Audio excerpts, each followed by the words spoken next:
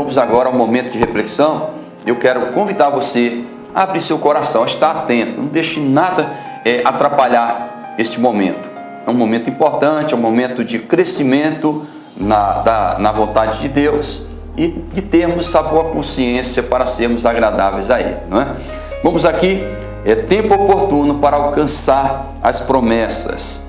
Nós vimos em Hebreus 4, nós vimos da importância do Senhor Jesus Cristo em nossas vidas. Vimos que Ele é o sumo sacerdote, que Ele compreende as nossas vidas porque Ele experimentou este mundo. Também falamos aqui que Jesus experimentou tudo menos o pecado, não é? Pecado não, Ele não cometeu pecado. E Ele nos trouxe a condição de nós nos achegarmos ao trono de Deus, ao trono da graça e alcançarmos misericórdia. Por quê? Porque o tempo que vivemos é um tempo oportuno. Jesus Cristo nos deu a grande e rica oportunidade de estarmos nos envolvendo com Deus, nos aproximando dEle e recebendo de Deus aquilo que precisamos. Não o que merecemos, mas o que precisamos por sua graça.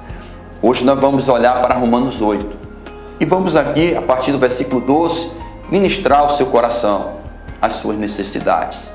As necessidades do homem pecador, porque todos pecamos. Todos nós precisamos de conserto, de aperfeiçoamento e precisamos nos achegar, como vimos, a Deus, para sermos transformados. Diz assim, Romanos 8, 12: de maneira que, irmãos, somos devedores, não à carne, para viver segundo a carne. Ora, nós sabemos que a carne ela está infectada pelo mal e que o homem natural, ele vive nas imperfeições desta carne. Ele é conduzido pelo mal facilmente. Existem os seres malignos espirituais que agem conforme estas fraquezas que existem na vida do homem. Eles conseguem conduzir o homem através da tentação, envolvendo o homem com o mal. Daí, a palavra do Senhor nos diz que nós não podemos mais viver segundo a carne. Nós não podemos mais viver segundo a vontade, o desejo, a concupiscência da carne. Por quê? Porque estaríamos agindo contra Deus. Continuaríamos na mesma posição. E Deus quer e deseja que nós venhamos a mudar de posição. Por quê? Porque aquele que caminha na carne, caminha para a morte. Não herdará a vida eterna. E nós temos que compreender isso. Logicamente que isso é para quem crê. E isso tem fundamento. Se você começar a experimentar realmente de Cristo, da sua doutrina, você vai ver que tudo que é dito na palavra, tudo que está nas Escrituras, tem fundamento, tem lógica. É só experimentar. Veja, o versículo 13, prosseguindo, diz: porque se viverdes segundo a carne, morrereis. Mas se pelo Espírito mortificardes as obras do corpo, vivereis. Ora, por que o Espírito de Deus ele é necessário na vida do homem? Às vezes nós temos doutrinas que dizem que o Espírito de Deus já não está mais, né, no homem, já não se manifesta mais ao homem. E nós não podemos concordar com isso. Por quê? Porque isso é contrário à palavra de Deus, à sua doutrina, como aqui no versículo 13 está nos ensinando. O Espírito de Deus, ele é essencial para a nossa salvação. É Ele quem vai nos conduzir, é Ele quem vai nos guiar, é Ele quem vai nos lembrar a palavra. É Ele quem tem nos ensinado, construído em nós o bom conhecimento que tem gerado a boa consciência. Então, nós devemos compreender que andar na carne, segundo a carne, é morte. O homem morre, porque sangue e carne não pode herdar o reino de Deus. Essas coisas não podem ser, a salvação não pode ser manifesta ao que vive assim. Continuando ainda o 13 diz: mas se pelo Espírito mortificardes as obras do corpo ou os feitos da carne, não é? Vivereis. Pelo Espírito. Nós temos então que é essencial, como disse, é importante, é de grande valia ao homem a presença de Deus por meio do seu Espírito. O Espírito de Deus, ele vai nos conduzir dentro da vontade de Deus. E quando nós estamos envolvidos com o Espírito Santo, amados, nós passamos naturalmente a mortificar os feitos da carne, porque vivemos pelo Espírito. Ora, viver pelo Espírito, alimentar este relacionamento com Deus, são duas coisas bem simples que o Senhor nos pede. Primeiro, que nós venhamos a meditar dia e noite na sua palavra. Segundo, que nós venhamos a orar sem cessar. São duas coisas básicas e importantes que nos aproximam de Deus, que nos faz mais envolvido com Deus. Vida de oração, de leitura da palavra, alimenta esse relacionamento. Daí, amado, nós temos então um envolvimento mais forte com Deus, e a prática da palavra de Deus se torna mais fácil. Existem pessoas que querem fazer a vontade de Deus na carne, sem essa prática, sem essa devoção a Deus, de buscar desta forma. O buscar a Deus, existem outros fatores, mas tudo começa com a oração. Tudo começa com a oração. Oração e conhecimento de Deus através das Escrituras. Quando nós estamos assim, o Espírito nos envolve e nós temos esta facilidade de vivermos a vontade de Deus. Chegar ao nível de Estevão, ao nível dos apóstolos, não pode ser diferente. Eram homens que tinham uma vida de oração, tinham uma vida de buscar o conhecimento, faziam isso diariamente. Os homens de Deus buscavam para valer. E hoje nós temos que até mesmo os números de cultos em muitas igrejas diminuiu, a busca diminuiu. E aí fica difícil de se ter uma igreja realmente fortalecida no Senhor. Não quero te dizer que a igreja em que eu pastoreio, ela é perfeita, ela é forte. Não. Existem irmãos que estão mais avante, outros mais atrás, e todos estão buscando. E todos são advertidos, são cobrados pela palavra, pelo Espírito, advertidos e encorajados a tomar o caminho, a se aprofundarem neste caminho.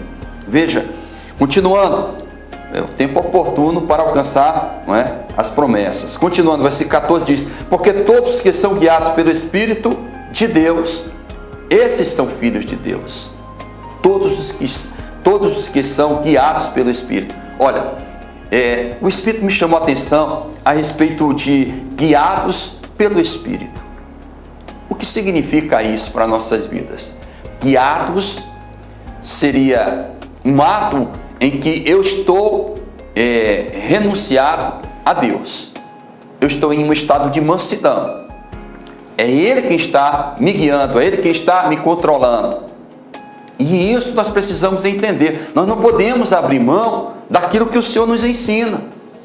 Nós não podemos pensar que temos a capacidade de sermos agradáveis a Deus, de criarmos isso para Ele, partindo de nossas próprias vidas. Não, isso é impossível, isso é um engano, isso é uma mentira. A pessoa que tenta fazer isso, ela se cansa, ela se desvia, ela se torna religiosa, ela não se aprofunda, ela não mergulha no Espírito. E é preciso mergulhar no Espírito. Então, os que são guiados são os que são mansos, que se deixam ser controlados pelo Espírito de Deus. Esses são filhos de Deus. Por que são filhos de Deus? Porque obedecem a Deus. Aquele que não obedece a Deus não é filho de Deus. O que é considerado filho é o que obedece. Então, se o homem é guiado pelo Espírito Santo de Deus, veja, o homem então, ele é filho de Deus. Por quê? O guiado é o que obedece. É simples, não é? Mas vale a pena a gente entender para se aplicar, tá? Continuando, ele diz no versículo 15: porque não recebeste o espírito de escravidão para outra vez estardes em temor. Ora, por que o homem entra em temor? Porque ele tem traumas. Nós, seres humanos, no nosso natural, nós temos traumas. Nós perdemos, nós sofremos muitas derrotas e nós temos medo.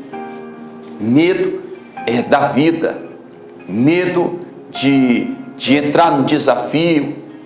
São coisas que estão em nossas vidas devido a esses traumas e que nós precisamos muito vencer. Mas como vencer?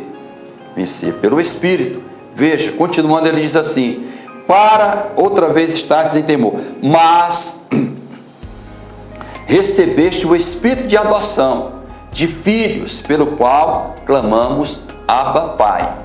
Ora, nós recebemos o Espírito de Deus e nós devemos compreender o seguinte: ora, o Filho de Deus tem o consolo de Deus.